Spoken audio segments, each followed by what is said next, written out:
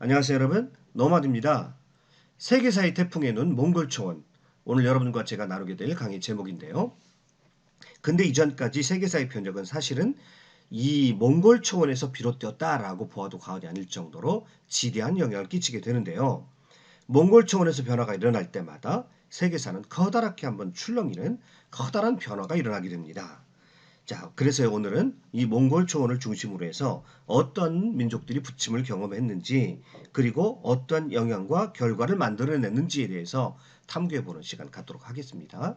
자, 몽골 초원의 대략적인 모습입니다. 구글 지도를 통해서 제가 표시를 했는데요. 자, 몽골 초원은 커다랗게 세 개의 산맥으로 둘러싸여 있습니다. 알타이 산맥이 여기 이렇게 있고요. 우리가 금산이라고 하죠. 그 다음에 인산이 이쪽에 있습니다. 그 다음에 흥활령 산맥이 동쪽에 있습니다. 그래서 기본적으로 몽골 초원은 알타이 산맥, 인산 산맥, 흥활령 산맥으로 둘러싸여 있다라고 볼 수가 있겠네요. 구체적으로 남쪽에 보면 이쪽은 오르도스 사막이죠. 황하가 둘러싸고 있는 오르도스 지역이고요. 그 위쪽으로 올라가게 되면 고비 사막이 길게 펼쳐져 있습니다.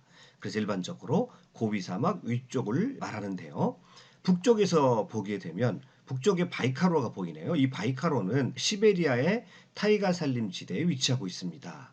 그리고 이 바이카로 밑에 쪽으로 일컬어서 몽골고원이라고 하죠. 그런데요, 이 바이카로는 세계에서 가장 깊고 넓은 호수죠. 몽골고원에서 흘러가는 강들은 대부분 이 바이카르호로 흘러가게 되어 있습니다. 그리고 하나 또 보셔야 되는 지형이 한가이 산맥입니다. 몽골 초원 가운데에 한가이 산맥이 서 있는데요. 자, 이 한가이 산맥과 알타이 산맥 중간에 약간의 분지처럼 보이는 이곳은 청동기 시대 또는 신석기 시대 시베리아의 많은 유물들이 발굴되어지는 그런 장소입니다. 그래서 여기는 고고학적으로 굉장히 중요한 지역이 되겠습니다. 조금 지역을 확산시켜서 보게 되면요. 왼쪽으로 천산산맥이 보입니다. 그리고 그 천산산맥 밑에 타클라마칸 사막이 보이죠. 자, 그 다음에 동쪽으로 보면 흥얼련 산맥이 있는데요. 흥얼령 산맥을 넘어가게 되면 만주초원을 만날 수가 있고요. 만주초원 밑에 쪽에 요하가 있죠. 자, 그래서 대략적인 몽골 초원의 지도를 살펴보았습니다. 자, 이것은 몽골의 지형도인데요. 여기가 알타이 산맥입니다. 그리고 여기가 한가이 산맥인데요. 알타이 산맥이 가장 높은 곳은 약 해발 고도가 3,000m 이상 될 정도로 상당한 고지대고요. 자, 대부분의 지형들이 해발 1,000m 이상 고원지대를 이룬다는 것을 볼 수가 있고요. 그래서 서고 동조의 지형이 되겠습니다. 자, 이것이 평화롭게 몽골 초원에서 풀을 뜯고 있는 동물들의 모습을 볼 수가 있는데요. 이것은 이제 겨울에 먹이 활동을 하고 있는 몽골 초원의 동물들의 모습입니다. 이 몽골 초원은요, 이중성을 가지고 있습니다. 그래서 보시는 바와 같이 비어 있으면 만약에 저기에 누군가 임자가 없다면 누군가 들어가서 차지하고 싶은 유목민에게 있어서는 꿈과 같은 땅이라고 할 수가 있겠는데요. 한편으로 보면 차지하고 있으면 또 밖으로 사람들을 밀어내는 그런 특성을 가지고 있는 땅입니다. 그러니까 또 차지하고 있으면 한편으로는 언젠가는 나가야 되는 그런 성격을 가진 땅이란 말입니다. 자, 이것은 제가 지난 시간에 한번 이 유목민의 비에 대해서 설명을 드렸었는데요. 유목민들에게 몽골 초원은 결코 아름다워 보이지만 편안하게 그렇게 호락호락하게 정착할 수 있는 곳은 아니라고 하는 사실입니다. 이 몽골 고원이 가져다 주는 이 몽골 초원이 가져다 주는 그런 기후의 불안정성은 끊임없이 적응하고 극복해야 되는 그런 성격을 가졌지만 그곳에서 궁극적으로 살아간다는 것은 늘 한계선상에서 살아간다는 것을 의미하는 굉장히 적합한 땅이라고 하는 것입니다. 그래서 몽골 초원은 사람을 끌어들이기도 하지만 강력한 힘으로 사람을 밀어내는 장소이기도 합니다. 자, 말씀드렸던 대로 기후의 불안정성이 이제 그렇게 만드는 것이죠. 주기적으로 10년, 11년 주기로 발생하는 자연재해와 그 다음에 수십 년 또는 수백 년 주기로 벌어지는 이 기후의 불안정성과 변화가 이곳에서 유목민들이 안심하고 정착할 수 없게 만든다라고 하는 것이죠. 그래서 제가 강과 쪼드에 대해서 말씀을 드렸습니다. 이상기온에 따른 집중적인 가뭄 현상을 강이라고 말씀을 드렸고요. 쪼드는 이 가뭄 뒤에 몰아닥치는 혹한이라고 말씀드렸는데요. 이것에 관해서는 이제 구체적으로 제가 칭기스칸의 세계 정복은 날씨 덕분이다라는 영상에서 구체적으로 설명을 드렸습니다. 자, 아무튼 이런 기후의 불안정성은 이 몽골 초원을 차지하고 있는 유목민들에게 치명적인 그들의 아킬레스건이 되는 것이죠. 최초의 몽골 고원에서 비롯돼서 세계사적인 영향을 끼쳤던 민족은 스키타이족입니다. 우리가 스키타이족 하면 최초의 기마 유목 제국 이렇게 말씀을 드릴 수가 있겠는데요. 이들에 관한 흔적은요. 남시베리아의 투바공화국 아르잔이라고 하는 대규모 쿠르간 유적지에서 살펴볼 수가 있습니다. 기원전 9세기에서 8세기 경의 유물인데요. 자, 대규모의 쿠르간이 발굴되어진 모습 볼 수가 있습니다. 이렇게 원형 모양의 무덤이죠. 이런 것들이 수십 킬로에 걸쳐서 있는 것이 발견되어지는데요. 연대로 보게 되면 기원전 9세기, 8세기입니다. 그래서요. 우리가 흔히 스키타이가 흑해와 카스피의 북쪽에 정착한 시기를 기원전 7세기로 보는데요. 8세기에서 9세기에 스키타이 유물이 이쪽 시베리아 남부에서 발굴되어지기 때문에 일반적으로 우리가 스키타이가 이제 동쪽에서 서쪽으로 이동했다라고 그렇게 보게 되어집니다. 자, 그래서 최초의 몽골 초원에서 몽골 고원에서 서방으로 세계사적인 영향을 미쳤던 종족이 스키타이라고 하는 것을 이제 알 수가 있는 것이죠. 말씀드렸던 대로 이 알타이 산맥과 한가이 산맥 주변의 남시베리아 유역의 스키타이의 대규모 유적지가 발굴되어집니다. 두 번째 몽골 초원에서부터 전 세계사적인 영향을 끼쳤던 대표적인 종족이 바로 흉노족이죠. 기원전 4세기부터 시작해서 기원 후 4세기까지 그 영향력이 미쳐졌었으니까요. 근 7, 800년 정도를 세계사에 지속적인 영향을 끼쳤던 민족이 바로 흉노족이라고 할 수 있겠습니다. 이 흉노족은요. 본래 이 알타이산 출신입니다. 그래서 이 알타이산을 흉노족의 거룩한 산 금산이라고 그러죠. 여기에 금이 많이 생산되기도 합니다. 이 알타이 산맥에서 흉노족이 발원을 해서 이 오르도스 지역하고 여기 하서회랑 지역이 흉노족이 굉장히 활발하게 활동했던 그런 장소죠. 그래서 한 나라가 흉노를 공격할 때 대부분의 전투가 여기에서 많이 벌어졌던 것을 알 수가 있습니다. 하서회랑 오르도스 지역이죠. 이 흉노족은요. 몽골 초원 일대에서만 활동한 것이 아니라 서천을 하게 되죠. 그래서 서쪽으로 이동하게 되는데요. 이 흉노족은요. 동양에서 이후의 중국 사회에 질적인 변화를 초래하게 되는 굉장히 중요한 영향을 미치게 되는데요. 기본적인 성격이 관료제에서 호족 중심의 체제로 변화되게 만드는 결정적인 역할을 했던 종족이 바로 이 흉노족이죠. 그래서 삼국지에 먼 원인이 된다라고도 한 영상에서 제가 여러분에게 소개를 시켜드렸었습니다. 북흉노가 서쪽으로 이동하면서 그 비어있는 몽골 초원은 또 선비족의 이동으로 채워지게 되죠. 이 선비족의 이동은 호한 융합시대를 개막하게 되죠. 호라는 것은 북쪽에 있는 유목민들을 말하는데요. 유목민과 한나라가 본격적으로 중국사 가운데서 융합하게 되는 시기를 열었던 종족이 바로 흉노족입니다. 이 서방에서 흉노는 훈이라고 부르는데요. 이쪽으로 왔을 때 이제 전 유럽을 깜짝 놀라게 만들고 두려움에 떨게 만들었었죠. 그래서 게르만 민족들의 이동을 촉발시키게 되고요. 그것으로 말미암아서 로마가 멸망하고 고대 서양사를 끝내게 되는 종식시키는 그런 역할을 했던 종족이 바로 흉노족입니다. 그러니까 흉노족은 동서양에 걸쳐서 지대한 세계사적인 영향을 끼쳤던 그런 민족이라고 할 수가 있겠지요. 이렇게 보게 되면 몽골 초원에서 비롯된 이 흉노가 전 세계적인 영향을 굉장한 영향을 끼쳤다는 것을 우리가 확인해 볼 수가 있는 대목입니다. 북흉노가 서쪽으로 떠난 다음에 이 비어있는 공간을 북동쪽에 있었던 선비족이 메꾸게 됩니다. 그래서 몽골 초원의 새로운 주인은 선비족이 되어집니다. 자, 말씀드렸던 대로 북흉노가 한나라와 경쟁에 있어서 져서 서쪽으로 이동한 측면이 있습니다만은 사실은 이 흉노가 고비고비마다 불안정한 기후에 더 지대한 영향을 받았을 것이다 라고 하는 것을 여러 번 제가 말씀을 드렸었습니다. 아무튼요. 이 선비족은요. 흥할령 산맥 이쪽에 보면 제가 화살표로 표시했는데 여기에서 발원을 했습니다. 그래서요. 선비족의 발원지라고 하는데요. 한 동굴이 있습니다. 유명한 일선동 동굴이라고 합니다. 내몽고 자치구 호른페이 아리아 지역에 있습니다. 흉노족이 서천을 하면서 비어있는 공간을 이 비어있는 몽골 초원을 선비족이 차지하게 되는데요. 자, 후르노입니다. 내몽골 자치구에 속해 있는 이 후르노 지역으로 1차적으로 남천하게 되고요. 2차적으로 이제 남흉노 지역에까지 들어오게 됩니다. 그리고 다시 한번 평성으로 간 다음에 493년 낙양으로 천도를 하게 됩니다. 유명한 북위의 효문제 때 있었던 일입니다. 이제 제가 유목민의 이야기를 쭉 진행을 하면서 이 부분도 구체적으로 설명을 드리겠습니다만은 이것은 중국사에 있어서 대단히 중요한 아주 전환기가 되는 그런 사건이라고 할 수가 있겠는데요. 남흉노는 남쪽으로 내려와서 본격적으로 5호 16국 시대를 열었다라고 제가 말씀을 드렸었죠. 그리고 그 이후에 이 남흉노를 따라 들어와서 남쪽으로 내려와 가지고 북위의 효문제가 낙양으로 천도하게 되는 것입니다. 역사상 순수한 마지막 한족이라고 할 수 있겠는데요.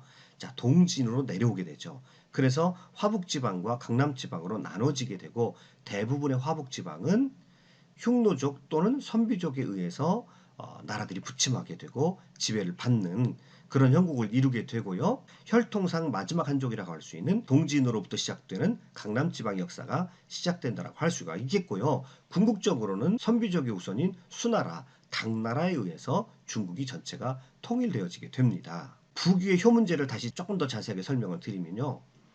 이제 낙양 천도를 했다라고 말씀을 드렸죠. 남하를 한 거죠. 그래서 아예 마음을 먹고 강력한 한화 정책, 융합 정책을 하게 됩니다.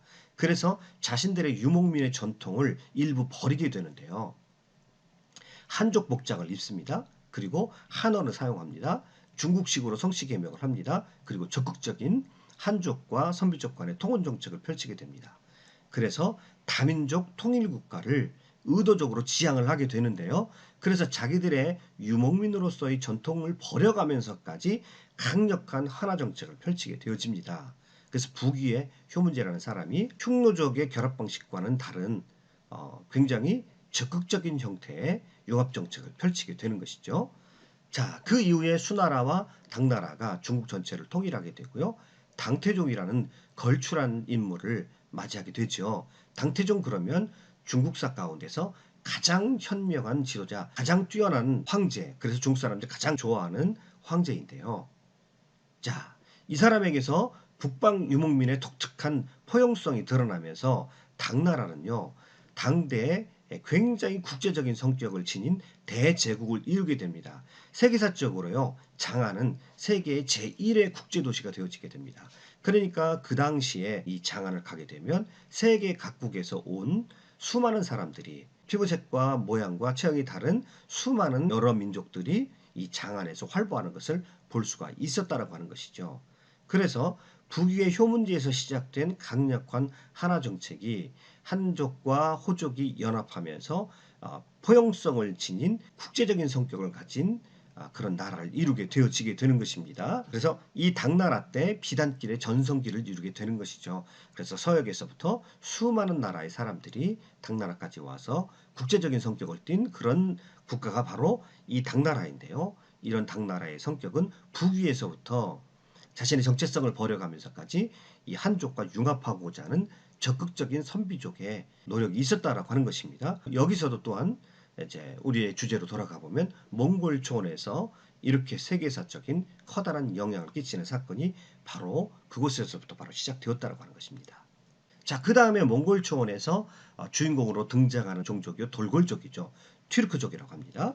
자, 부민카칸이라고 하는 토문이라고도 하기도 하고요. 투멘카간이라고도 하기도 하는데요. 자, 돌골족을 세운 왕입니다.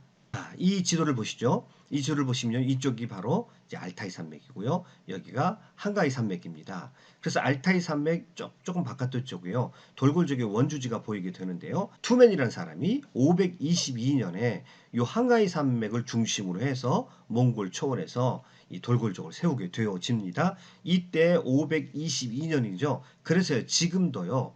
이제 터키 사람들은 요 522년을 자기 나라의 건국일로 삼고 있습니다. 실제로요. 그래서 이 몽골 초원에 선비족들이 내려갔기 때문에 이 몽골 초원을 비어있는 몽골 초원을 차지했던 종족이 바로 돌골족입니다. 이 돌골족은요, 또 이 몽골 초원에서 시작해서 이와 같이 대제국을 이루게 되는데 처음에 훈족보다는 훨씬 서쪽에까지 더 영향력이 끼쳐 있는 것을 볼 수가 있습니다. 오늘날 중앙아시아 일대 그리고 흑해 카스피의 북부까지 길게 강력한 대제국을 돌골족이 이룬 것을 볼 수가 있습니다. 이후에요, 돌골족은요, 서돌골과 동돌골로 나눠지게 되는데 그러면서 당나라와 이제 고구려와 일정한 관계를 맺으면서 7세기까지 역사를 이어가게 되는데요. 이 이후에 당나라에 의해서 서돌골은 657년, 동돌골은 630년에 멸망을 하게 되는데요. 이 망하는 것으로 돌골이 끝나는 것이 아닙니다. 이 이후에도 지속적인 영향력을 미치게 되는데요. 서돌골은 이후에 셀주크 튀르크, 오스만 튀르크로 이어지게 됩니다. 중앙아시아 국가들이 대부분 바로 이 튀르크의 후손들이라고 하는 것이죠. 동돌골은요, 징기스칸의 몽골이 등장하면서 이제 역사 속에 흔적이 사라지게 되는데요. 지금도 동돌골의 후손이 신장 위구르 자치구에 남아 있죠. 신장 위구르 자치구에서 지금도 위구르인들이 독립운동을 하는데 그 독립운동의 이름이 동튀르케스탄 독립운동입니다. 그러니까 동돌교의 후손이라고 하는 것이죠. 지금까지도 굉장한 영향력을 미치고 있다는 것을 볼 수가 있는 것입니다. 이 이후에요. 여기가 비잔틴 제국인데요. 이 셀주크 왕조가 중앙아시아에서부터 이쪽까지 이제 내려오게 됩니다. 서천을 하게 돼서요. 셀주크 투르크족들은요. 이슬람을 받아들이게 되고요. 이슬람을 받아들이면서 서남아시아 일대를 정복해 나갑니다. 그래서요. 이들이 이 팔레스틴 지역을 차지하게 되죠. 이 팔레스틴 지역을 차지한다라는 것은 예루살렘 성을 차지한다라고 하는 것이니까 그 당대 제가 미술사 시간을 통해서 말씀을 드렸는데요. 그 당대 유럽 사람들은 성지순례하는 것이 그들의 버킷리스트 넘버 1이라고 말씀을 드렸는데요. 자, 이 투르크 즉 이슬람화된 투르크가 예루살렘 일대를 지배하니까 이제 그들이 성지순례하는 것에 지장을 받습니다. 그래서 일어난 것이 십자군 운동이 되겠죠.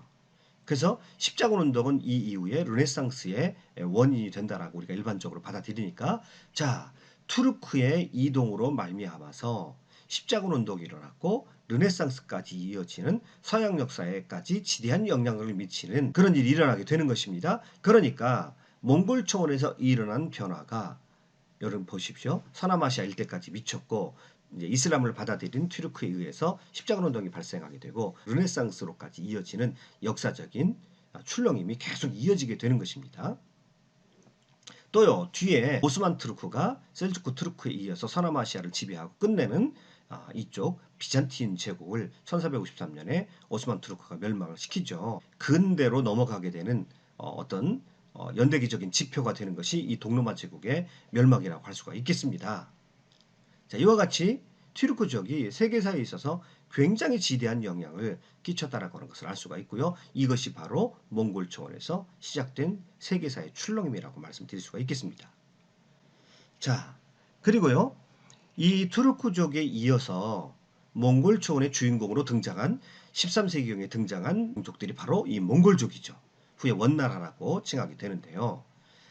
13세기에 등장했다라고 말씀드렸고요. 점차 이 돌골족은요. 서쪽으로 가니까 아무래도 몽골 초원이 또 비게 되죠. 몽골 초원이 비게 되는데 10세기에서 12세기까지 몽골 초원을 지배하고 있었던 종족이 우리가 잘 알고 있는 우리 민족하고 역사하고도 연관성이 있는 거란족이죠. 요 나라이죠. 그 뒤에 이들을 몰아내고 몽골 초원의 주인공이 되었던 종족이 13세기의 몽골족, 징기스칸의 몽골족이 되는 것입니다. 이 한가위 산맥을 중심으로 이 몽골 초원의 주인공이 되어 가는데요. 그 이후에 13세기, 14세기에 이르기까지 어마어마한 몽골 대제국을 이룬 것을 볼 수가 있습니다. 역사상 최고의 가장 넓은 영토를 갖춘 나라가 바로 몽골족입니다. 그리고 이 몽골족은 그 영향력이 유럽, 그 다음에 서남아시아, 그 다음에 동남아시아, 또 우리나라, 일본에 이르기까지 지대한 영향력을 끼쳤고요.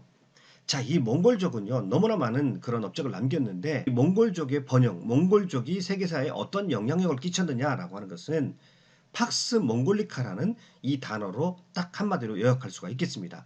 한마디로 14세기, 근대가 일어나기 직전인 14세기는 전 세계적으로 팍스 몽골리카의 시대였다라고 말할 수가 있겠습니다. 그래서 몽골 초원에서 비롯된 이 몽골족의 나라가 전 세계적으로 최고의 첨단 문명이었고 잠자고 있던 유럽 제국을 깨웠다라고까지 말할 정도로 팍스 몽골리카의 시대가 바로 14세기에 이루어지게 되는데요.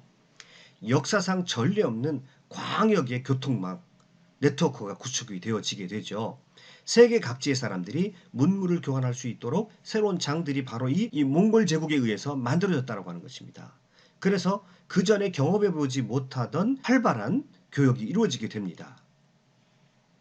자, 유럽인들에게는요, 이 팍스 몽골리카는 꿈이었습니다. 지금으로 말하면 우리가 아메리칸 드림이라고 할 수가 있겠는데요. 유럽인들은 팍스 몽골리카의 부와 풍요 혜택을 누리고 싶어 했습니다. 그런데 공교롭게도 같이 몽골 초원에서 비롯되었던 제국인 오스만 투르크가 아까 동로마 제국을 멸망시켰다고 말씀을 드렸죠. 그래서 유라시아로 통하는 길목을 딱 막고 있었습니다. 그러니까 유럽인들은 이 팍스 몽골리카의 혜택을 보기 위해서 과감하게 바다로 우회하는 길을 선택을 했죠. 그래서 그들이 희망봉을 돌아서 인도에까지 이르려고 했었습니다. 이른바 대항해 시대가 열린 것입니다. 여러분, 우리가 이제 콜럼버스라든지 이런 사람들이 인도를 발견했다라고 하잖아요. 근데 인도는 그 당대 유럽 사람들에게 있어서 이 몽골을 상징하게 됩니다. 그래서 몽골의 일부가 되어지게 되는 것이죠. 이 대항해 시대를 실질적으로 열었던 사람이 콜럼부스인데요. 그가 보고했던 목적지가 어디냐면 대칸입니다. 그란칸이라고 합니다. 왕중왕. 그래서 그가 왕중왕이 다스리는 그 나라에 도달하고 싶어 했고요.